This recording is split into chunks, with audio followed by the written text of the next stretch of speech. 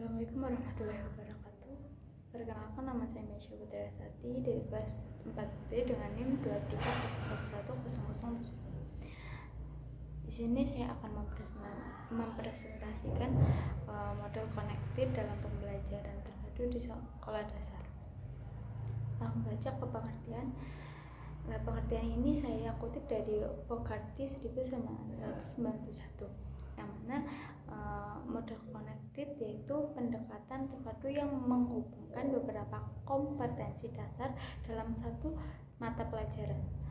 Fokusnya adalah menekankan keterkaitan antar konsep, keterampilan atau topik yang berbeda, tetapi masih berada dalam satu disiplin ilmu. Yang saya tangkap nih dalam model connected yaitu dalam satu pelajaran itu kan ada materi atau keterampilan atau topik. Nah, keterampilan atau topik itu yang dikaitkan menjadi keterpaduan dalam pembelajaran. Jadi model ini menurut saya cocok untuk diterapkan untuk siswa SD, khususnya di kelas tinggi, karena dapat mempermudah mereka dalam memahami materi secara utuh tanpa terpecah-pecah karena keterkaitan materi tersebut. Nah, serta mendukung pembelajaran yang mungkin akan menyenangkan. Yang selanjutnya ada karakteristik model pembelajaran terpadu connected. Yang pertama ada terfokus pada satu mata pelajaran. Ya, terfokus pada satu pelajaran namun dengan ada topik atau keterampilan atau materi itu dikaitkan, disusun sehingga terstruktur. Yang kedua itu mengaitkan konsep dan keterampilan dalam satu disiplin ilmu. Materi seperti contohnya materi dalam bahasa Indonesia yaitu membaca, menulis, mendengar, dan berbicara itu dalam satu bidang pelajaran itu dihubungkan secara logis agar saling mendukung dan memperkuat penguasaan siswa. Yang ketiga yaitu berpusat pada siswa. Dalam proses pembelajaran ini dirancang agar siswa menjadi subjek aktif, di mana siswa itu dapat membangun pengetahuan melalui keterkaitan materi tersebut. Nah, guru itu di situ hanya sebagai pembimbing, bukan satu-satunya sumber informasi. Yang keempat yaitu materi diajarkan secara lebih mendalam dan menyeluruh, karena terdapat keterkaitan antar materi, antar keterampilan, topik. Siswa tidak hanya memahami secara permukaannya saja, secara dangkal, tetapi memperoleh wawasannya lebih luas dan lebih dalam.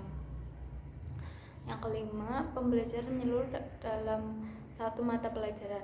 Meskipun tidak mencakup lintas mata pelajaran satu dengan mata pelajaran lainnya, tetapi di model cognitive ini penggabungannya itu dalam aspek keterampilannya. Jadi model ini tetap bersifat terpadu karena yaitu menggabungkan berbagai aspek dalam satu bidang studi secara terencana. Yang keenam itu menumbuhkan pemahaman yang bermakna dengan menghubungkan berbagai ide dan topik dalam satu pelajaran.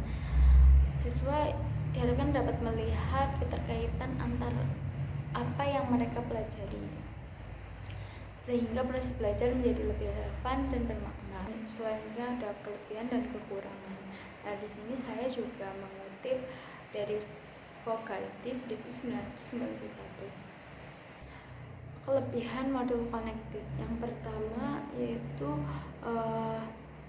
melalui penggunaan ide-ide, topik atau keterampilan pada satu mata pelajaran, itu siswa dapat memperoleh pemahaman yang lebih menyeluruh karena keterkaitan itu, jadi siswa dapat pemahaman yang lebih menyeluruh dan fokus utamanya tetap ada satu pelajaran atau bidang studi tersebut. Yang kedua, ada proses internalisasi konsep-konsep utama dapat berlangsung secara berkelanjutan karena keterkaitan tersebut itu jadi pembelajaran jadi berkelanjutan karena pemahaman siswa pada materi itu menjadi lebih mendalam dan berkaitan. Yang ketiga itu integrasi antar bidang studi.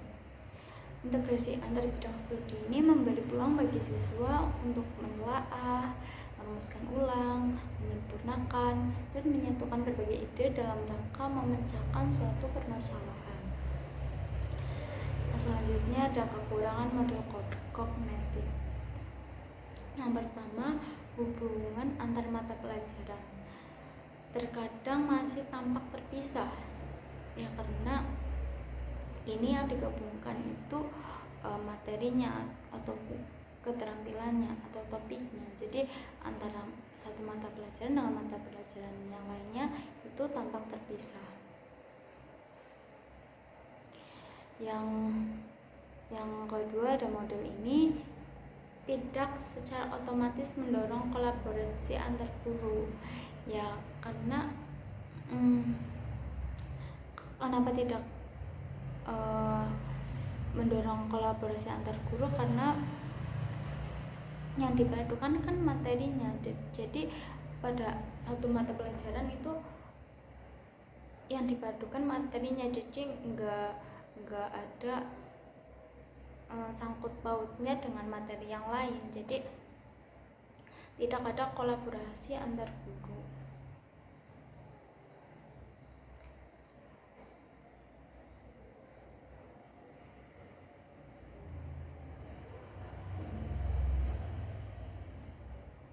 Materi pelajaran cenderung disampaikan secara terpisah-pisah dan tidak menjalin keterkaitan antar konsep.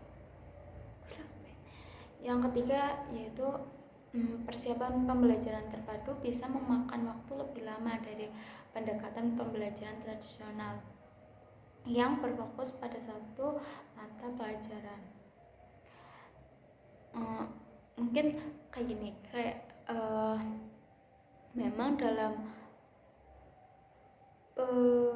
rumusan penggabungannya itu lama, tetapi dalam satu waktu pelajaran memang lama, tetapi dalam kayak kalau sendiri-sendiri ini topiknya diajarkan sendiri-sendiri juga lebih lama. Jadi menurut saya itu lebih efisiensi waktu ya. Nomor keempat yaitu tidak semua siswa mungkin merespon dengan baik terhadap pendekatan pembelajaran terpadu, ya karena sebagian siswa mungkin kesulitan mengikuti alur pembelajaran yang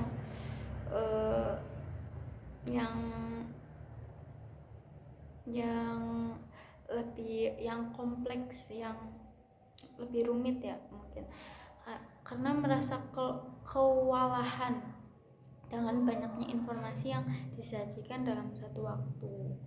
Selanjutnya yaitu implementasi atau penerapan model pembelajaran terpadu tipe kognitif di sekolah dasar. Nah, saya di sini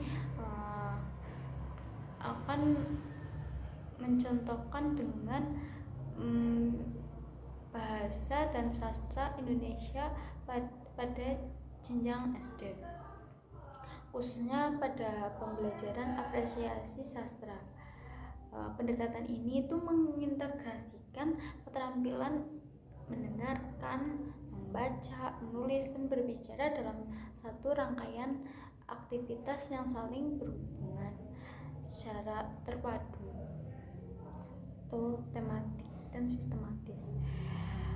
Biasanya nih dalam keterampilan bahasa tersebut itu diajarkan secara terpisah, namun dalam model pembelajaran kognitif ini guru dapat merancang proses pembelajaran dengan menyatukan ide atau keterampilan atau topik dalam satu konteks cerita atau tema yang sama. Pendekatan ini memungkinkan siswa untuk membangun pemahaman yang lebih kompleks, komprehensif, dan bermakna terhadap materi yang dipelajarinya. Nah, saya akan mengilustrasikan penerapan model kognitif dalam pembelajaran bahasa Indonesia. Di sini saya mengambil tema tentang cerita rakyat, di mana dalam tema cerita rakyat itu ada keterampilan mendengar, membaca, menulis, dan berbicara. Yang pertama, keterampilan mendengar. Siswa itu menyimak cerita rakyat yang disampaikan guru secara langsung atau melalui media audio. Lalu siswa mengidentifikasi unsur-unsur cerita seperti ada tokoh, latar, alur, dan suasana gitu. Yang setelah mendengarkan, siswa itu disuruh untuk membaca. Siswa membaca kembali teks cerita rakyat secara mandiri ataupun bersama-sama. Lalu setelah membaca itu menyimpulkan isi cerita pada bacaan tersebut secara singkat dan jelas. Setelah membaca, siswa disuruh untuk menulis. Siswa menyusun dialog sederhana berdasarkan tokoh-tokoh dalam cerita yang telah didengar dan dibaca.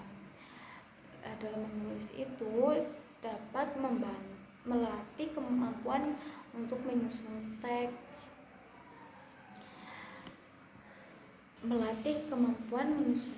dan memahami karakter tokoh di dalam cerita rakyat tersebut. Setelah menulis, dilanjutkan dengan keterampilan berbicara.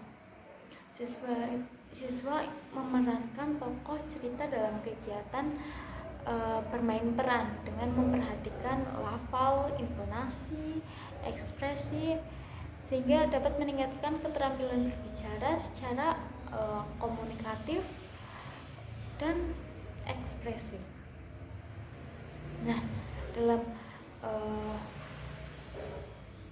tema cerita rakyat itu kan tadi ada mendengar, membaca, menulis, dan berbicara. Itu sebagai keterampilan kan. Nah, keterampilan itu kan tadi dikaitkan sehingga menjadi pembelajaran yang terpadu dan